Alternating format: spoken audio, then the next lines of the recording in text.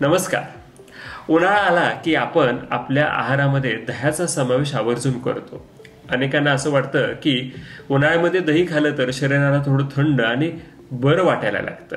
तसं बघायला गेलं तर दह्याचे अनेक फायदे सुद्धा आहेत। दह्यामुळे शरीरामध्ये ताकद येते, कमी झालेला मेदधातू वाढायला मदत होते, शुक्राची वाढ होते, त्याचबरोबर पचनाच्या आणि लघवीच्या काही समस्या असतील तर त्या दूर करण्यासाठी सुद्धा दही महत्त्वाचं असतं। तसंच जर समजा तुम्हाला एखादा आजार झालाय आणि आजाराचा थकवा भरून काढायचा असेल तरीही दही महत्त्वाचं असतं। आणि जर तुम्हाला एखादं कष्टाचं काम करायचं आहे किंवा ट्रेकिंग करायचं आहे, व्यायाम सुरू करायचा आहे आणि त्यासाठी शरीराला जर ताकदीची गरज असेल तर ती गरज पूर्ण करण्याचं काम सुद्धा दहीच करतं। तसंच आपल्या शरीरामधला वाढलेला वातदोष, वाढलेला कोरडेपणा कमी करण्याचं महत्त्वाचं काम सुद्धा दह्यामुळे होत असतं। पण हे सगळे दह्याचे फायदे जे आपण बघितले ते जर आपल्याला मिळवायचे असतील तर दही खाण्याचे काही नियम आहेत, ते नियम पाळणं आपल्याला खूप गरजेचं आहे। ते सगळे नियम जर पाळले तर आपल्याला दही खरंच अमृतासारखं फायदेशीर ठरतं।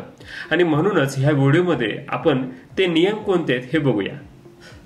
दही खाण्याचा सगळ्यात पहिला नियम म्हणजे दही रोज खाण्याचा पदार्थ नाही आहे। ग्रंथांच्या मध्ये सुद्धा म्हटलंय की दही नित्य सेवनासाठी न वापरता आपल्या शरीराला जर गरज असेल किंवा अगदी औषधाप्रमाणे आपण दह्याचा वापर करायला पाहिजे।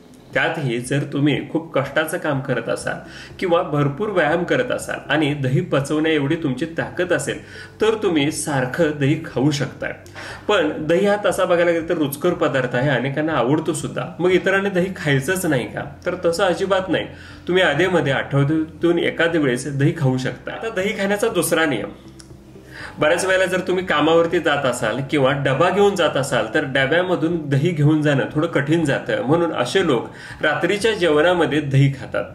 पण दही हा पचायला जड पदार्थ आहे आणि रात्री आपली पचनशक्ती खूप मंदावलेली असते, त्यामुळं असं दही न पचता त्याच्यातून आम्लपित्ताच्या किंवा पचनाच्या तक्रारी होऊ शकतात। मग अशा लोकांनी दही खाण्यासाठी काय करायला पाहिजे? तर सकाळच्या वेळेला जेव्हा ते कामावरती जायला निघतात त्यावेळेला त्यांनी 1-2 चमचे दही खायला हरकत नाही, म्हणजेच दही खाण्याची इच्छा पण पूर्ण होईल आणि त्याचा त्रास सुद्धा होणार नाही। दही खाण्याचा तिसरा नियम म्हणजे दही आपण कुठल्या ना कुठल्या पदार्थाबरोबर एकत्र करून खायला पाहिजे, ज्यामध्ये खडीसाखर, मध, तूप, आवळ्याचा रस, मुगाचं कडण किंवा भाताबरोबर दही खाल्लं तरी चालतं।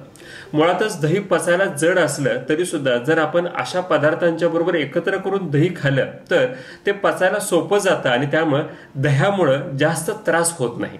दह्याच्या चौथ्या नियमाकडे जायच्या अगोदर आपल्या लक्षात येईल की ज्या वेळेला आपण दही खातो त्यावेळेला ते आपण फ्रीजमध्ये स्टोअर केलेलं असतं, फ्रीजमधनं काढून आपण खात असतो। घरातच जाऊ दे, बाहेर सुद्धा कधी दही खायचं म्हटलं तर ते फ्रीजमध्येच ठेवलेलं असतं। आता कुठलाही पदार्थ जर पचवायचा असेल तर त्याच्यामधलं अग्निमहाभूत खूप महत्त्वाचं असतं आणि एखादा पदार्थ जर फ्रीजमध्ये ठेवला तर त्याच्यामधलं अग्निमहाभूत कमी होतं आणि तो पदार्थ पचायला जड होतो। इथं दहीच मुळात पचायला जड आहे आणि त्यामुळं फ्रीजमध्ये ठेवलेलं दही हे आणखी जड होतं, ते पचत नाही, त्यामुळे पचनाच्या तक्रारी, अनेक वेळेला सांधेदुखीसारख्या तक्रारी सुद्धा ह्याच्यातून होऊ शकतात। दह्याचा पाचवा नियम तर आपण वारंवार मोडत असतो। कधी आपण मिसळीसोबत टेस्ट करता दही खातो, तर कधी इतर पदार्थांच्या मध्ये सुद्धा ते गरम असले तरी सुद्धा त्याच्यामध्ये एकत्र करून आपण दही खात असतो। आणि तो पाचवा नियमच आहे की दही एकतर गरम करून खाऊ नये किंवा ते कुठल्याही गरम पदार्थाच्या सोबत एकत्र करून सुद्धा खाऊ नये। अगदी दही भात जरी खायचं झालं तरी सुद्धा भात थंड करून मग त्याच्यामध्येच आपल्याला दही मिसळायला हवं। अशा पद्धतीने जर आपण दही खाल्लं तर रक्ताचे विकार होऊ शकतात आणि त्वचा विकारांची शक्यता सुद्धा जास्त वाढते। यानंतर येतो दह्याचा सहावा नियम। ह्याच्यामध्ये असं सांगितलंय की तुम्ही खाणारे दही अगदीच गोडसर असू नये, म्हणजेच अधमुर दही, ह्यालाच ग्रंथांच्या मध्ये मंदक दही असं म्हटलंय, ते खाऊ नये। कारण असं दही खाल्ल्यामुळं आपल्या शरीरामध्ये कफाचे विकार, सायनसेस, त्याचबरोबर मायग्रेनच्या तक्रारी सुद्धा होऊ शकतात, घसा सुजण्याची तक्रार सुद्धा ह्याच्यातून होऊ शकते।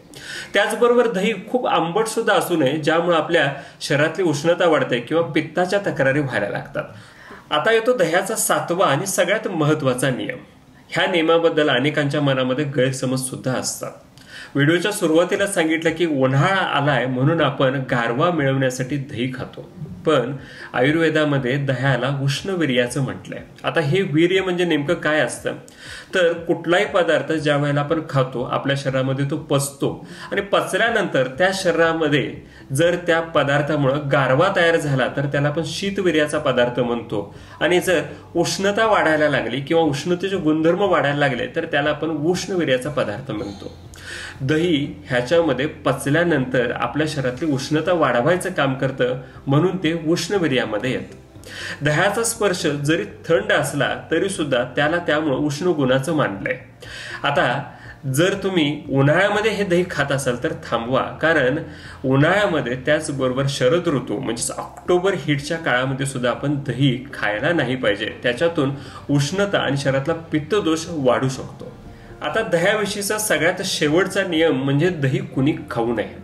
मगाशी सांगितलं तसं दह्यामुळे उष्णता वाढते, त्यामुळे उष्णतेचे विकार, रक्ताची मुळव्याध, वारंवार तोंड येणं, अंगावरती पित्त उठणं ह्या लोकांनी दही टाळायलाच पाहिजे. त्याचबरोबर दह्यामुळे कफ सुद्धा वाढतो, त्यामुळे वारंवार कफाच्या तक्रारी होणे, छाती भरणे, घासा सुजणे, सायनसची तक्रार, मायग्रेनची तक्रार असणाऱ्या लोकांनी सुद्धा दही टाळायला पाहिजे. तसेच ज्यांना त्वचा विकार असेल त्यांच्यामध्ये सुद्धा त्वचा विकार दह्यामध्ये बळावू शकतात. तसंच अंगावरती सूज येणे, रक्ताची कमतरता असणे, कावीळ असणाऱ्या लोकांनी सुद्धा दही टाळायला पाहिजे. त्याचबरोबर जर तुमची प्रकृती कफाची किंवा पित्ताची असेल तर तुम्ही सुद्धा दही न खाल्लेलं कधीही चांगलं.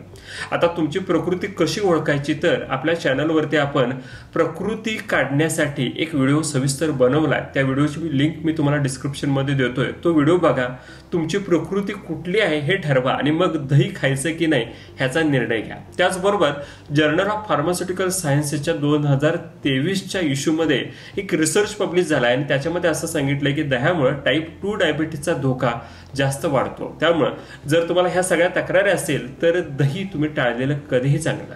मित्रांनो, दह्याविषयी जे सगळे नियम आपण बघितलेत किंवा आपण हा व्हिडिओ बनवतोय ह्याचा उद्देश हा नाही की दही खराब आहे आणि आपण ते खायलाच नाही पाहिजे. तसं बघायला गेलं तर जगामधला कुठलाच पदार्थ वाईट नसतो, खराब नसतो.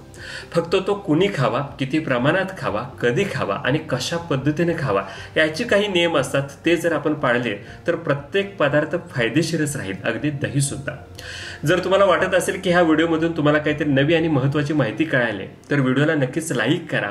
आणि जर तुमच्या मनामध्ये असे काही विषय असतील ज्याच्यावरती आपल्या चॅनलमध्ये एक व्हिडिओ यावा असं तुम्हाला वाटत असेल तर मला तो विषय नक्कीच कमेंट बॉक्समध्ये कळवा. या व्हिडिओमध्ये मी इथंच थांबतोय. पुन्हा नव्या व्हिडिओमध्ये भेटूयात. धन्यवाद.